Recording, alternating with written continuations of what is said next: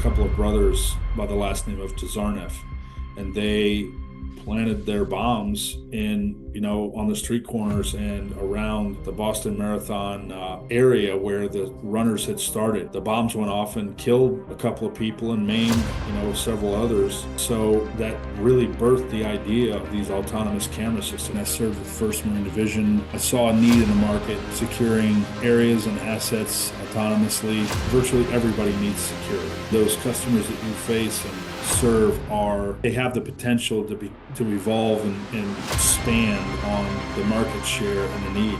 Pick a solution that not only solves the customer's problem, but makes sure it streamlines your own business. As I've learned how to get back up and get back in the fight over and over and over and over again. The one who wins is the one who keeps getting back up.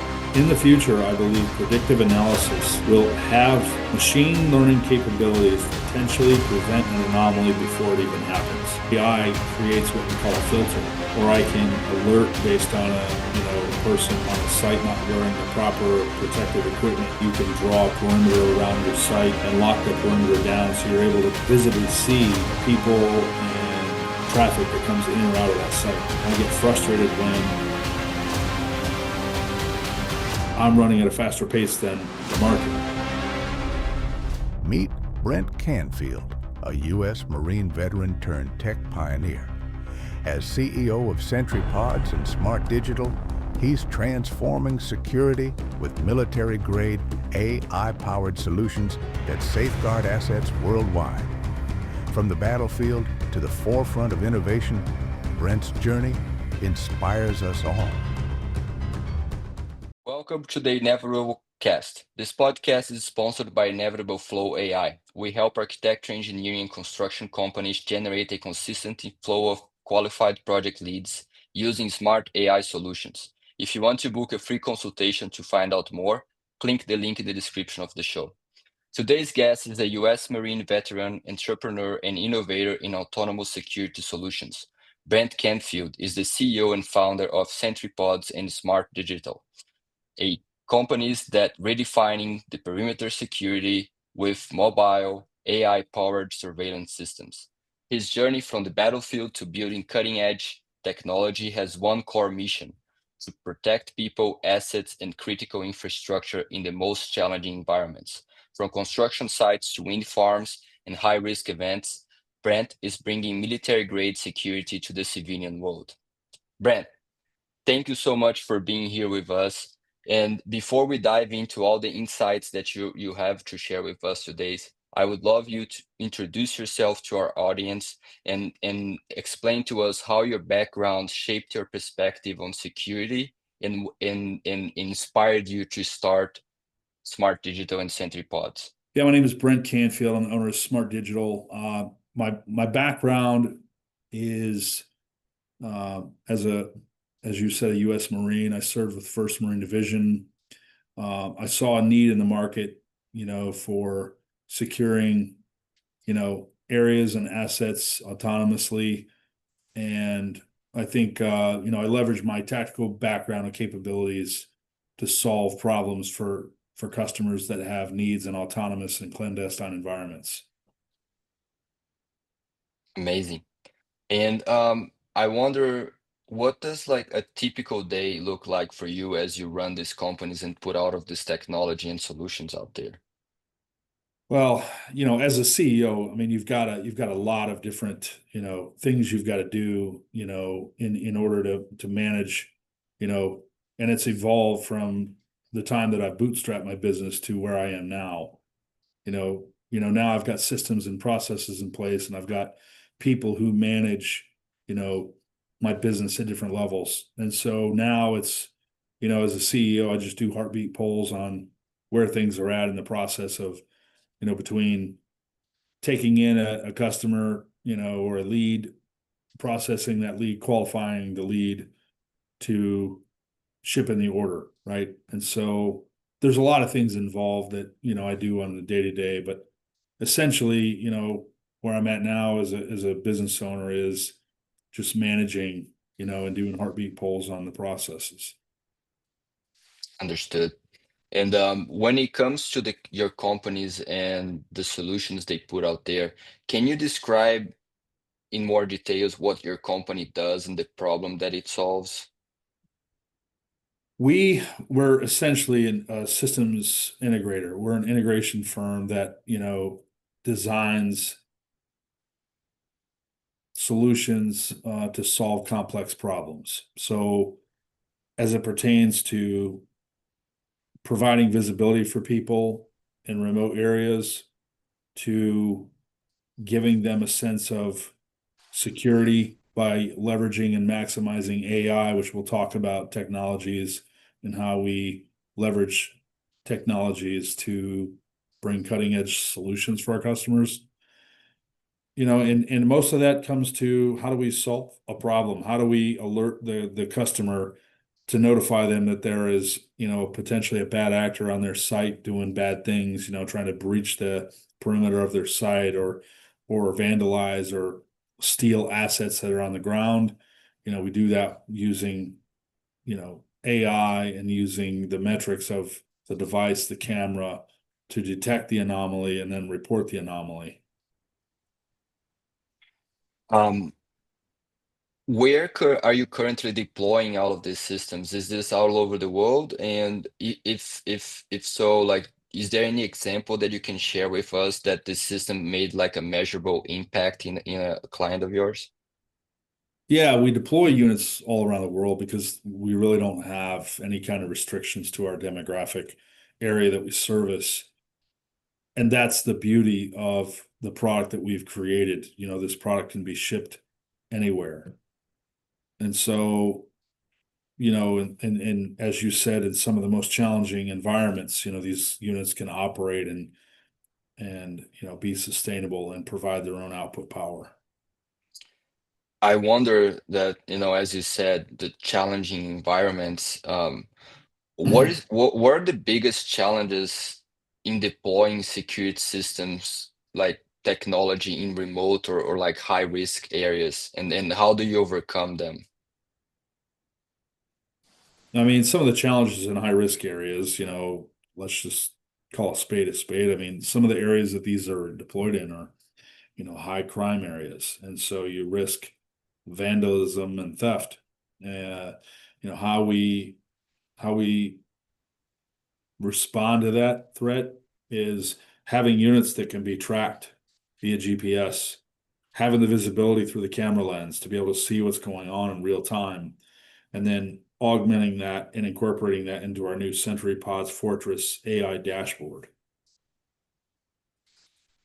So that's, I would assume that's real live data for instant action as needed. Yeah. Yeah, the dashboard gives you a lot of capabilities in real time, giving you live instant visibility to your Sentry Pods cameras. It provides you the AI, on the edge so that you can draw a perimeter around your site and lock the perimeter down so you're able to not only control but visibly see the people and traffic that comes in or out of that site. Okay, that's great. As you were describing this, I'm thinking here like what in your opinion makes the technology you're putting out there different than those regular security cameras that are out there too? How does like AI and these autonomous features enhance the security in the field? AI enhances the features and the capabilities because it's the things that you're looking for. And basically, AI creates what we call a filter. And so I'm able to determine the difference between a vehicle or a person, or I can alert based on a person on a site not wearing the proper, PPE, the proper protective equipment. Um, I can notify someone that someone breached an invisible virtual fence that we create with the camera and send the authorities without the person ever knowing that the authorities are en route. So really, it does a lot of great things. It solves the complex problem of having a lack of manpower. It creates a virtual presence, so the units don't, essentially a Sentry Pods unit doesn't call off work and and it doesn't require a workers' comp premium. It just works 24 hours a day, 7 days a week. So it lifts the restrictions of having a demographic area that these customers service or, essentially guard companies, and maximizes the efficiency of having a virtual presence. Right, exactly. No, that makes total sense. I was researching a little bit more about you, and I stumbled upon a story that you shared about your then 14-year-old daughter that created a product under the Sentry Pod brand. And I wonder, how do you foster a spirit of innovation inside and outside of your company? Like, can you elaborate a little bit more on that story too? Yeah, I mean, for me, that was easy. My daughter, she's an entrepreneur at heart. She probably picks up on a lot of things that I do. And so she asked me, what can I do to create a product that, serves the market, but also is kind of, multifaceted into our company. And so she's very crafty. And so she created our Spartan bracelets. They're tactical bracelets that customers have, and they have a helmet and shield on the bracelet. And so our Sentry Pods customers get these bracelets. When we ship our Sentry Pods, they typically get a tactical bracelet. So that kind of played in very well to our Sentry Pods product line. And so she got orders, right off the bat. I thought it was, kind of very smart. Is she getting royalties for the sales of this product? She gets royalties for the sales of her bracelets. Yeah. Amazing, amazing. Oh, that's amazing. Do you have like a culture of innovation inside the company? You said you are a system integrator, so I assume you use a diverse range of technologies. So you must be out there always looking for the next new thing, exciting thing. I wonder what new technologies, what new innovations you are most excited about now. I'm excited about AI. I'm excited about everything that's increasing. If you follow technology, you know that, all of the ISP or cellular providers are increasing bandwidth and lifting restrictions on streaming video. YouTube's becoming more capable, and you can now stream in real time on YouTube, and do you can do you can create shorts, and there's all kind of capabilities now that are available that were not available 5 years ago. And AI is drastically increased, capabilities of event detection, being very granular and determining precisely the time that someone, arrived on a site, to determining their facial features and seeing their facial features, and then reporting on facial features that have been recognized or developed as a profile, to then send alerts because you've got a known bad actor on a site. There's so many capabilities that have been, far advanced in the last 3 to 5 years. Right, and there is so many more to come. It's So many more. it's yeah. From the first industrial revolution to the second one, it took us 200 years. And Yeah. from the second to the third, it took 20 years, right? And I wonder how the span of time is just getting smaller as we change drastically the way we see life and go about living life Yeah. on Earth. I wonder, still on this topic of AI, and how do you see the role of artificial intelligence and machine learning in the industry in the coming years? What major changes are still ahead, in your opinion? In my opinion, I believe very much in predictive analysis. And so AI formulates, rhythmic sets that are based on algorithms, right? And so in the future, I believe predictive analysis will have machine learning capabilities to potentially prevent an anomaly before it even happens, based on statistical data that's collected at the edge of a device, whatever that device is. In our case, it's our Sentry Pods. We'll be able to potentially prevent a robbery before the robbery happens because we'll know that based on those statistics and algorithmic data that's been collected, that there will be a robbery within the next 12 minutes on this particular street corner. That's what I believe the future holds. Yeah. Yeah, there's definitely a lot of use cases for predictive AI capabilities. I wonder in your industry right now, are you seeing like any major shift that is impacting the growth of your business for the better, for the worse? Is there any trend that Yeah. you're seeing? Yeah, there's definitely an increase in trend in our business because more people are adopting remote security a lot easier now because of the trendsetters like us. You know, we're kind of pioneers in this industry. I designed my first Sentry pods in 2015, 3 days after the Boston Marathon bombing. You know, I knew we needed to have something that the customer owned that could be, remotely visible from anywhere.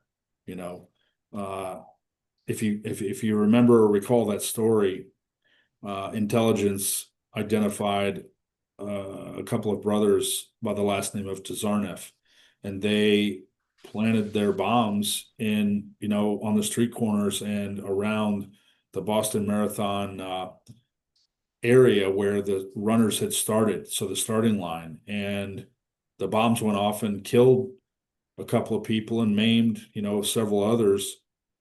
And, and so that really birthed the idea of these autonomous camera systems that I developed called Sentry pods. And since then, we've just consistently improved the product and the solution and the technology to where we are now. Amazing. Yeah, I read about it too and how the Boston Marathon influenced all of this, and so I appreciate you going in more details and explaining that. I remember, if I'm not wrong, those two brothers, they got caught in a boat, and the technology that caught them was like infrared. Yep. I think, if I'm not wrong, they said everyone to like go to their homes, and then they scanned the air and found some infrared dots inside of a boat, and then they found the brothers. Yeah. Yeah, that's right. Pulled them out of the boat. And I think, yeah, yeah. So technology was definitely advantageous in that, in that situation. Yeah, and so that's just one small example of the capabilities of such technologies. And now imagine this, but way more enhanced with AI and autonomous. And yeah, it's there is a lot of potential. Let's There put it is. like this. There is. Um, yeah, as you said that you're developing Sentry Pods ever since you created it and making better versions, I wondered what's new, what new technology or partnership or expansion plans are in the horizon for Smart Digital and Sentry Pods. Well, I think that's a great question. I mean, I think we have, new partners that we align ourselves with almost every day, and that it seems to grow, exponentially the more markets and the more customers we serve. And I don't really believe that there's really a limitation to the markets that we serve, you know, comparatively to a company that makes cupcakes, virtually anybody can be your customer when you're serving cupcakes or a cup of coffee. It's kind of the same concept in our industry because virtually everybody needs security, right? And those customers that you face and serve are essentially they have the potential to evolve and expand on the market share and the need. Yes, and I would agree that everyone needs security, but however, not everyone is so tech adept as we would like, maybe. And I wonder if you face some form of resistance, or if there is any like myths that you're constantly trying to having to clarify with clients about your solution, or about being more in implementing more of the systems that you're selling. So, For us, we understand not everybody out there is really a network engineer or can configure a camera to be remotely accessible, and how do you do that? And so we take that challenge out of the equation by pre-configuring all of our units prior to deployment. So when it deploys, it's readily available, within 3 to 5 minutes. What are the markets that are seeing the most benefit from deploying such units nowadays? For us, I mean, it's government, it's the military, it's heavy construction, it's housing authorities and property managers, it's car lots. It's a vast amount of markets, but those are probably some of the largest markets for us. Right. If someone is listening to us now and considering improving their tech stack in terms of security, what's your top piece of advice for entrepreneurs who wants to leverage tech to protect people and assets? Well, I think you just said it. If they're trying to identify or compare it to a tech stack of other, providers in the world, pick a device, pick a solution that not only solves the customer's problem, but makes sure and streamlines your own, business, your own offering that you have for those markets, whatever that is. And typically that's going to be your guard companies, your alarm or security companies that install traditional security systems. These lift that restriction off of a demographic area or off of, a physical structure and puts it out there. And if you can imagine, what are the capabilities of these systems that we manufacture? Well, if you can envision dropping one of these in the middle of a cornfield, with a farmer that has a tractor that harvests this field, or a combine, as they call them, it gives that farmer the ability to have remote visibility into that field at 3 in the morning, 11 o'clock at night, without him having to physically be there.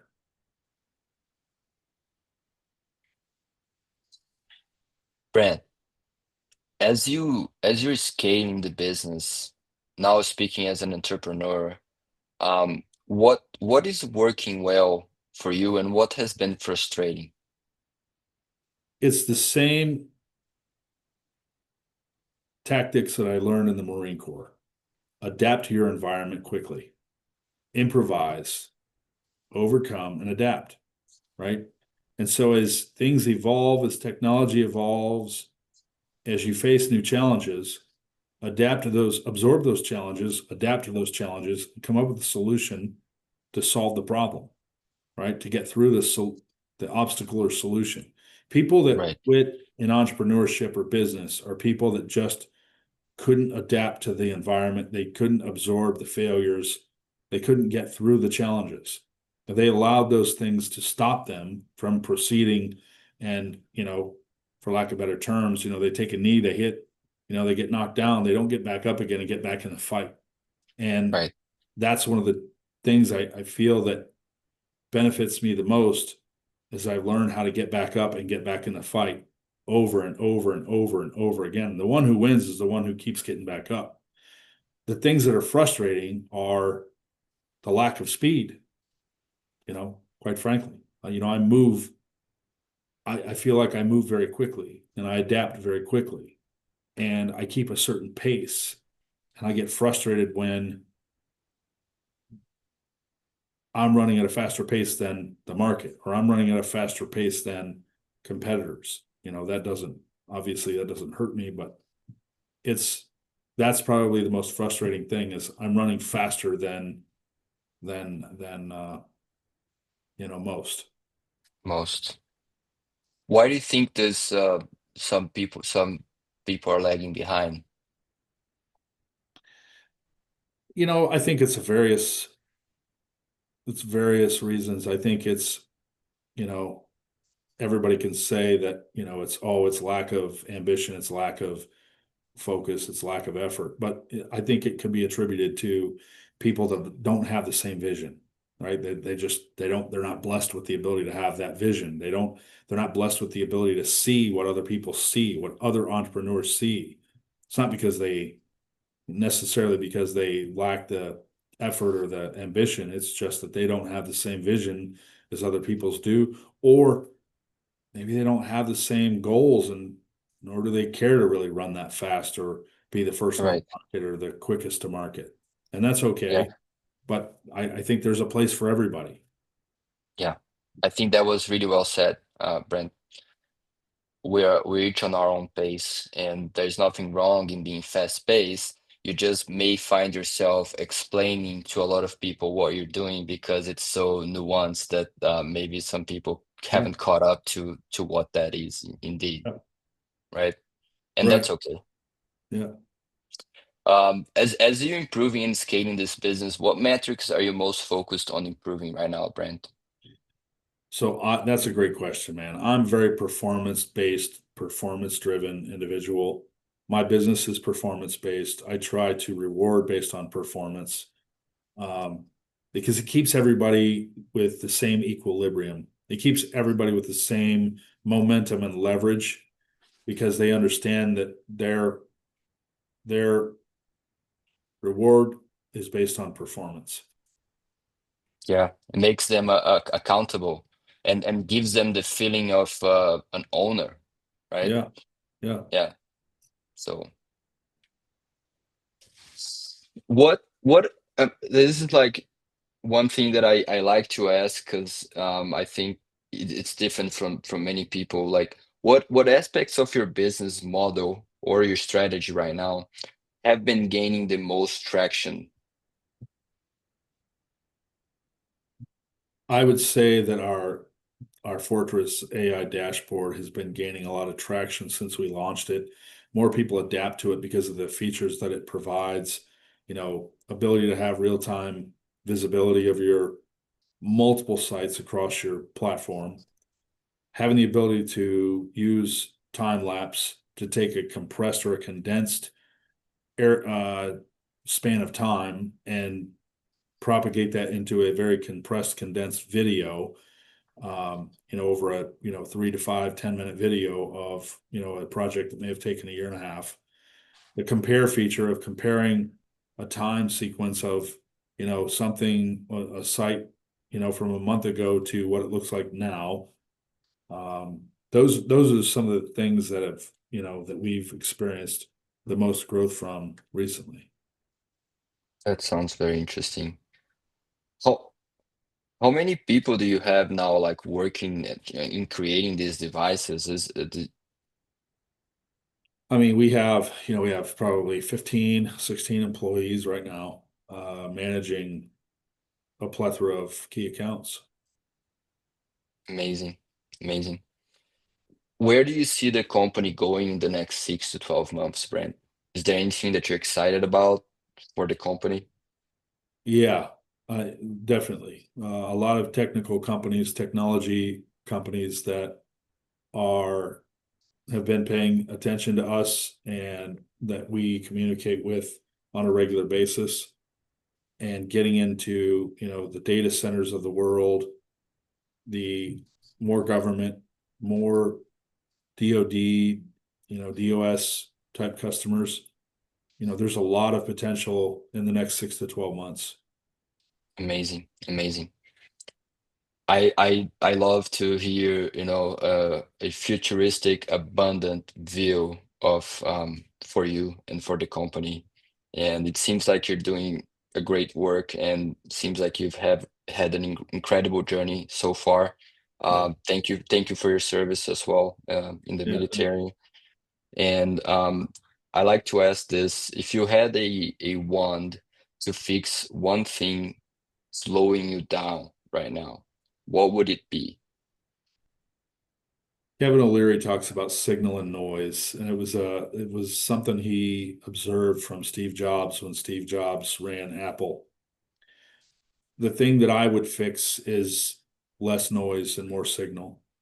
I would be, I'm always trying to increase my focus on what I'm working on. I try to be very hyper focused, and I don't leave that task until it's fully complete, and then I move on to the next task. I think signal and noise is very important.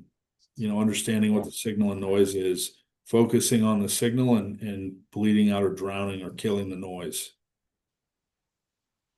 That is really well said, Brent. There is definitely a lot of noise in this world, and being able to sift through that noise and see the signals is definitely a skill that can change people's lives. So keep, I wish you the best with Smart Digital and Sentry Pod, and very much success. Thank you for your time in the podcast today. That Yeah. brings us to the end of this episode. This podcast is sponsored by Inevitable Flow. We help architecture, engineering, construction firms generate a consistent flow of qualified project leads using AI-powered outbound system so they can grow revenue without hiring a sales team or rely on unpredictable referrals. If you want to book a free consultation to find out more, click the link in the description of the show. I'll see you next time.